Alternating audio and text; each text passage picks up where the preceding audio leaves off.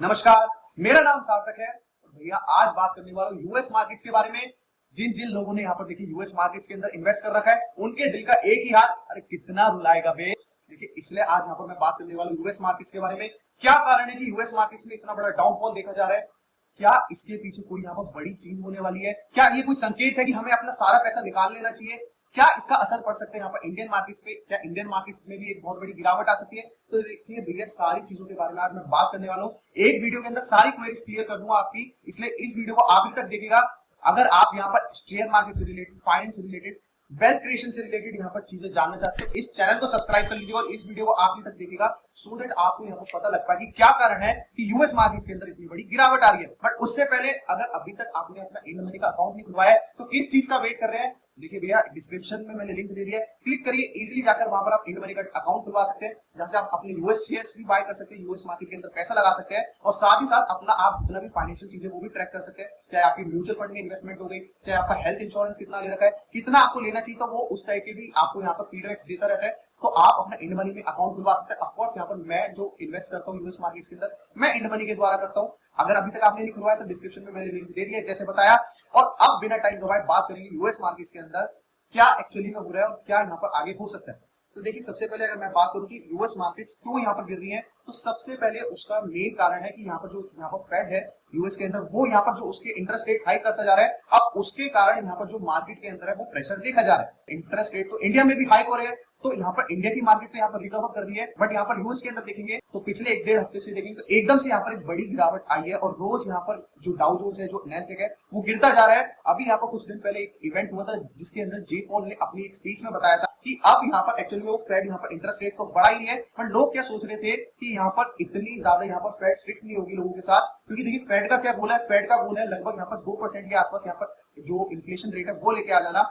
और करंट अभी inflation rate लगभग 8 से 9% के बीच में चल रहा है इन्फ्लेशन रेट यूएस का।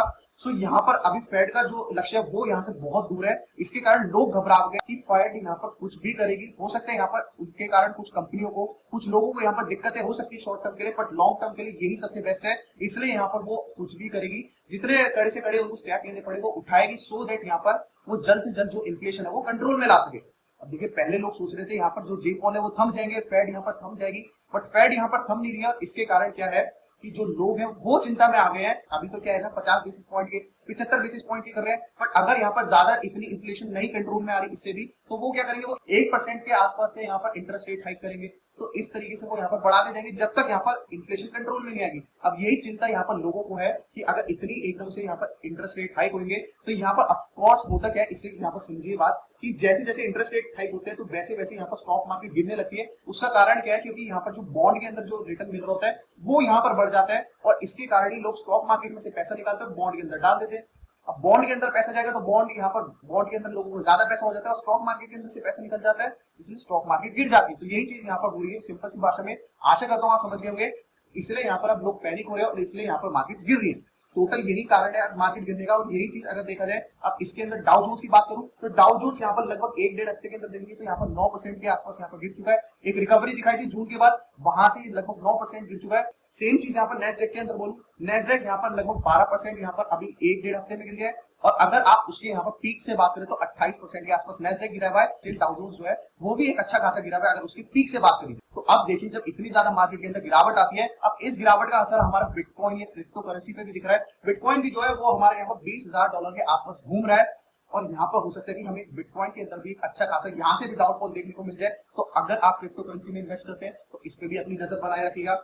अब बात करते हैं कि एक्चुअली में क्या इसके अंदर यूएस मार्केट के अंदर आगे हो सकता है। तो देखिए अभी रिसेंट में जॉब डेटा निकल के आया यूएस के अंदर और उसके हिसाब से यहाँ पर जो जॉब्स है, जिनको यहाँ पर जॉब्स चाहिए उनके लिए जॉब क्रिएशन जो हो रही है वो उसकी स्पीड यहाँ पर 0.2% से कम हुई है। बट स्टिल यहाँ पर अभी भी जितनी जॉब्स यहाँ पर लोगों को चाहिए उसके हिसाब से जो डिमांड है वो दुगनी है। मतलब अगर एक इंसान है तो उसके पास यहाँ पर 2 अपॉर्चुनिटी है, 2 जॉब, 2 कंपनी यहाँ पर जॉब्स दे रही है।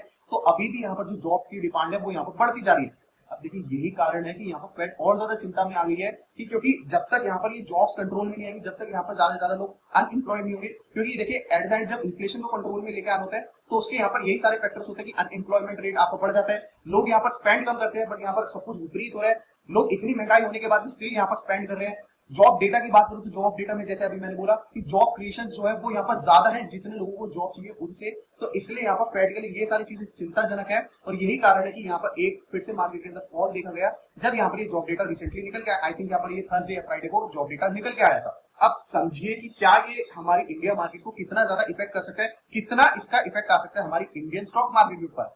तो इसका भी देखिए, अगर मैं आपको सिंपल सा बात बताऊं, जैसे मैं हर बार आपको बोलता आया हूं कि यहाँ पर देखिए बहुत बार क्या होता है कि कुछ मार्केट्स यहाँ पर बढ़ती है और कुछ यहाँ पर घटती है, तो सेम चीज इस बार मैं देख रहा हूँ। देखिए ऑफकोर्स जो यूएस मार्केट्स है वो हमारी इंडियन मार्केट्स को अफेक्ट करती है, बट भैया ये भी बात समझिए, अगर मैं आईएमएफ के यहाँ पर डेटा की बात करूं तो आईएमएफ ने जो इंडिया का ग्रोथ फोरकास्ट है वो लगभग दिया यहाँ पर 7.4% के आसपास, जिसके कारण इंडिया एक वर्ल्ड की one of the fastest growing economy बन रही है। तो इंडिया की बात करूं तो इंडिया बहुत ज्यादा सेफ है, मैं हर बार बोलता हूँ। और सेम अगर आईएमएफ के डेटा की बात करूं, यूएस के लिए बात करूं, यूके के लिए बात करूं, तो यूएस के लिए लगभग यहाँ पर 2.4% के आसपास दिया है, यूके चाइना इन सब के लिए यहाँ पर 3-3.5% के आसपास यहाँ पर ग्रोथ फोरकास्ट है। तो हमारी इंडिया बहुत ज्यादा आगे चल रही है और यही कारण है कि मैं इंडिया पे हमेशा पॉजिटिव रहता हूँ।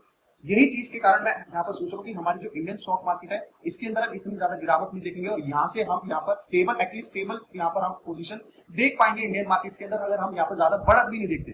तो इसलिए मैं एटलीस्ट इंडिया के हिसाब से तो मैं यहाँ पर सेफ मान के चल रहा हूँ अपने आप को। और देखिए इसके साथ साथ में यूएस मार्केट की जैसे अभी मैं बात कर रही थी, इतना यहाँ पर डाउनफॉल देखा जा रहा है, तो इसके कारण जो यहाँ पर इतने बड़े बड़े इन्वेस्टर है जैसे माइकल बरी हो गया, वो क्या कर रहे हैं, वो अपना यहाँ पर पूरा का पूरा जो पोर्टफोलियो जितने भी स्टॉक्स थे सारे बेच के यहाँ पर मार्केट से एग्जिट कर रहे हैं, क्योंकि इन सबको इतना ज्यादा फियर है। बट यहाँ पर देखिए भैया, जो जो लोग यहाँ पर माइकल बरी जैसे इन्वेस्टर्स को सुनते हैं, उनको देखते हैं, उनकी बात मानते हैं, उनके लिए एक चीज मैं यहाँ पर बता देना चाहता हूँ कि जो माइकल बरी जैसे यहाँ पर इन्वेस्टर हैं या फिर मैं कह सकता हूँ उनको यहाँ पर ट्रेडर, क्योंकि भैया देखिए कि जितने भी ये लोग हैं माइकल बरी जैसे, ये शॉर्ट टर्म ट्रेडर्स हैं, मतलब ये अपने पोर्टफोलियो को इतना ज्यादा चर्न करते रहते हैं। फॉर एग्जाम्पल अगर हो सकता है कि यहाँ पर एक क्वार्टर के अंदर उनके पास 10 शेयर थे, तो हो सकता है अगले में उनके पास 40 हो जाएंगे अगले क्वार्टर में, और हो सकता है थर्ड क्वार्टर आते आते उनके पास सिर्फ 5 ही कंपनियां रह जाएंगी। तो इतनी जल्दी वो यहाँ पर अपनी कंपनीज को चर्न करते रहते हैं। अब देखिए कोई भी जो इन्वेस्टर होता है, चाहे अगर आप वॉरेन बफेट को देखिए, चार्ली मुंगर को देखिए, वो क्या करता है, अगर एक अच्छी अपॉर्चुनिटी उसने पकड़ ली तो वो 1 साल, 1.5 साल, 2 साल कुछ तो यहाँ पर वेट करता है, सो दैट यहाँ पर उसको एक अच्छे से अच्छा रिटर्न मिल पाए। बट देखिए जो माइकल बरी जैसे इन्वेस्टर होते हैं, ये एकदम से खरीदते हैं और एकदम से यहाँ पर बेच देते हैं। इसलिए मैं आप सभी को कहूंगा, अगर आप इस तरीके के इन्वेस्टर को देख रहे हैं यूएस मार्केट्स के लिए स्पेशली, तो यहाँ पर उनकी बात आपको यहाँ पर ज्यादा नहीं सुननी चाहिए, बिकॉज ये चीज आप उनकी 13F फाइलिंग से भी देख सकते हैं। एसईसी जो यहाँ पर यूएस गवर्नमेंट की बॉडी है, तो होता क्या है कि देखिए जितने भी बड़े बड़े इन्वेस्टर्स हैं उनको यहाँ पर अपना पोर्टफोलियो रिव्यू करना पड़ता है कि कितना यहाँ पर उन्होंने इन्वेस्ट कर रखा है, कौन कौन सी कंपनीज में इन्वेस्ट कर रखा है, तो ये सारा डेटा उनको पब्लिक करना पड़ता है। अगर यही चीज हम उनकी 13F फाइलिंग्स के अंदर ये सब डेटा पता लग जाता है, 13F फाइलिंग्स के अंदर ये सारी चीजें देखेंगे हम माइकल बरी की, तो हमें पता लग जाएगा कि उनका जो यहाँ पर चर्न रेट है कि वो अपने पोर्टफोलियो को बहुत बार यहाँ पर चर्न करते रहते हैं। हर क्वार्टर में हम देखेंगे वो या तो कुछ शेयर नए ऐड कर रहे हैं, वो नए बेच रहे हैं, बहुत बार इसी तरीके से वो कर चुके हैं कि अपना यहाँ पर सारा पोर्टफोलियो बेच देते हैं। इसलिए हमें यहाँ पर ज्यादा इस तरीके के इन्वेस्टर पे गौर नहीं करना चाहिए।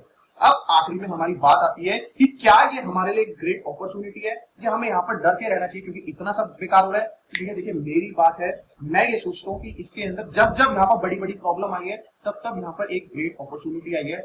अगर आप एक वैल्यू इन्वेस्टर है, एक लॉन्ग टर्म विजन लेके चलते हैं, तो मेरे हिसाब से आपको यहाँ पर इन्वेस्ट करना चाहिए और ज्यादा इन्वेस्ट करना चाहिए जब जब मार्केट गिरे। अगेन कोई एडवाइस नहीं है, आप अपना यहाँ पर रिसर्च करिए, उसके हिसाब से आप इन्वेस्ट करिएगा। एटलीस्ट मेरी एडवाइस है जो कि यहाँ पर मैं खुद फॉलो कर रहा हूँ अपने लिए, कि जब जब यहाँ पर यूएस मार्केट गिर रही है तब तब यहाँ पर मैं ज्यादा इन्वेस्ट कर रहा हूँ, सो दैट ये जो इतनी बड़ी प्रॉब्लम है इसको मैं अपने लिए अपॉर्चुनिटी बना सकूं, क्योंकि किसी की प्रॉब्लम किसी के लिए तो अपॉर्चुनिटी होती है। अब इसके अंदर मैं क्यों ये चीज सोच रहा हूँ, देखिए अभी हाल फिलहाल में जैसे मैंने आपको पिछली वीडियोस में भी बताया था कि यहाँ पर Q4 आने वाला है। अब Q4 जब भी आता है, Q4 के कारण क्या होता है, लोग ज्यादा स्पेंड करते हैं क्योंकि Q4 होता है मतलब फेस्टिव सीजन। और इंडिया के अंदर भी देख लीजिए आप, दिवाली आती है, दशहरा आता है और भी अलग अलग त्योहार आते हैं, न्यू ईयर आता है, क्रिसमस आता है, तो सेम चीज बाहर भी होते हैं। यहाँ पर ब्लैक फ्राइडे आएगा, साइबर मंडे आएगा, क्रिसमस, न्यू ईयर, इस तरीके के यहाँ पर फेस्टिवल्स आने वाले हैं। और जब जब इस तरीके का फेस्टिव सीजन आता है, लोग यहाँ पर मैक्सिमम अपना स्पेंड करते हैं, जितना भी पूरे साल के अंदर करा सबसे अगर मैं कंपेयर करूं, तो इसलिए मेरा मानना है कि जब यहाँ पर ज्यादा स्पेंडिंग होगी फेस्टिव सीजन में, तो धंधे के अंदर अपने आप बूस्टअप आने वाला है। और अगर धंधे के अंदर बूस्टअप आएगा तो धीरे धीरे सेम इफेक्ट हम यहाँ पर स्टॉक मार्केट के अंदर भी देखने वाले हैं। बट यहाँ पर मैं बता दूं, हो सकता है कि यहाँ पर शॉर्ट टर्म के अंदर, मतलब यहाँ पर हो सकता है 3 से 10 महीने के अंदर यहाँ पर मार्केट के अंदर एक गिरावट देख पाए। बट अगर मैं लॉन्ग टर्म व्यू पे कहूँ, लेट्स से यहाँ पर नेक्स्ट यहाँ पर 1 ईयर 2 ईयर्स की बात करूं, तो down the line 1-2 years 3 years के अंदर मुझे लगता है कि यहाँ से हम एक अच्छी खासी ग्रोथ देख सकते हैं उन सारी कंपनियों के अंदर जो हमें एक अच्छी खासी वैल्यू प्रोवाइड कर रही है। अब कौन सी कंपनी है, देखिए मेरे लिए यहाँ पर 2 सबसे बड़ी कंपनी जिसमें मैं इन्वेस्ट कर रहा हूँ। पहली कंपनी है यहाँ पर एक ऐसा है यहाँ पर कंपनी जो कि ई कॉमर्स प्लेटफॉर्म के अंदर एक बहुत बड़ा लीडर है, उसके ना आगे कोई है, उसके ना पीछे कोई है। मैं बात कर रहा हूँ यहाँ पर शॉपिफाई की, तो पहली की तो मैं इसके अंदर इन्वेस्ट कर रहा हूँ।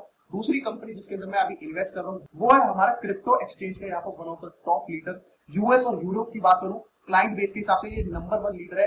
किसकी बात कर रहा हूं, अगर यहाँ पर मेरे चैनल को फॉलो कर रहे हैं तो आप ऑलरेडी समझ गए होंगे मैं बात कर रहा हूं यहाँ पर कॉइन बेस की। आगे कोई एडवाइस नहीं है, पूरी रिसर्च करिएगा इसके बारे में, आपको खरीदना है नहीं खरीदना कोई एडवाइस नहीं दे रहा हूं। ऑलरेडी इन दोनों पे मैंने डिटेल वीडियो बना रखी है, इनका एनालिसिस कर रखा है। अगर अभी तक आपने वो वीडियोस नहीं जाके देखी है तो यहाँ पर मैंने आई बटन के अंदर इनकी वीडियोस दे दूंगा जहां पर आप जाके इनका प्रॉपर एनालिसिस वीडियो देख सकते हैं। तो भैया यहाँ पर मैं तो बाय कर रहा हूँ, आप नीचे कमेंट करके बताइए आप एक्चुअली में यूएस मार्केट के बारे में क्या सोचते हैं, आपकी क्या राय है, यहाँ से और ज्यादा बढ़ेगी यहाँ से घटेगी, क्या यहाँ पर आप और ज्यादा बाइंग कर रहे हैं या फिर सारे जो स्टॉक्स है वो अपने सेलिंग कर रहे हैं। और साथ ही साथ में मुझे यहाँ पर बताइए कमेंट के अंदर कौन सी वीडियो आप देखना चाहेंगे, नेक्स्ट कौन से टॉपिक पे यहाँ पर मैं वीडियो लेके आऊं आप सभी के लिए। साथ ही साथ में अगर वीडियो पसंद आ रही है इनको शेयर कर दिया कीजिए, इनको लाइक कर दिया कीजिए, सो दैट मुझे पता लगता रहे कि आपको ये वीडियोस पसंद आती हो। इसी तरीके की आपके लिए मैं और वीडियोस लेके आता रहूं। और तब तक के लिए ये चैनल देखते रहिएगा, चैनल को सब्सक्राइब कर लीजिएगा, जागरूक बनिएगा, सफल निवेशक बनिएगा।